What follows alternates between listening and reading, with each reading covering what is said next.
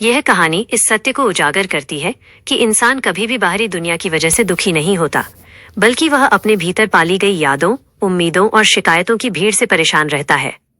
जिस दिन हम अपने मन को इन व्यर्थ के विचारों से खाली कर देते हैं, उसी क्षण हमें उस असीम शांति और आनंद का अनुभव होता है जिसे हम बाहर तलाश रहे थे। किसी नगरी में एक युवक रहता था जो जीवन से बहुत निराश था। उसे लगता था कि दुनिया स्वार्थी है और कोई उसे प्यार नहीं करता। इसी हताशा में वो अपना घर छोड़कर एक आश्रम जा पहुंचा। वहां उसने एक गुरु को कहते सुना कि ध्यान ही सत्य है और ध्यान हमें अकेला कर देता है। युवक ने गुरु से कहा कि वो तो पहले से ही अकेला है क्योंकि उसका कोई अपना नहीं।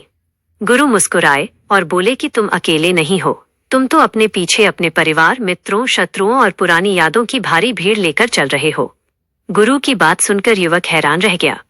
गुरु ने उसे 1 महीने तक ध्यान करने का आदेश दिया। शुरुआत में युवक का मन बहुत भटका। कभी उसे पुरानी बातें याद आती तो कभी नींद सताती। जब उसने आंखें बंद की तो उसे महसूस हुआ कि भले ही वो गुफा में अकेला बैठा है, लेकिन उसका मन अब भी उन लोगों से बहस कर रहा है जिन्होंने उसे दुख पहुंचाया था। उसे अपने शत्रुओं का क्रोध, अपनी प्रेमिका की यादें और मित्रों के ताने सुनाई देने लगे। उसे एहसास हुआ कि वो तो कभी अकेला था ही नहीं।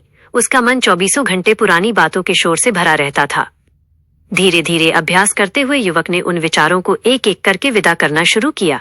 उसने समझ लिया कि जो बीत गया वो अब नहीं है और जो आने वाला है उसका कोई ठिकाना नहीं।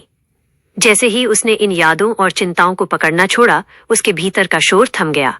1 महीने बाद जब वो युवक गुरु के पास पहुंचा तो वो बिल्कुल शांत था।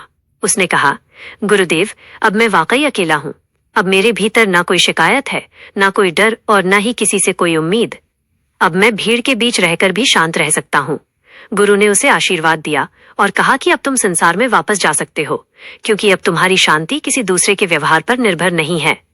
वो युवक अब एक खुशहाल जीवन जीने लगा, क्योंकि उसने जान लिया था कि असली सुख खुद के भीतर शांत होने में है।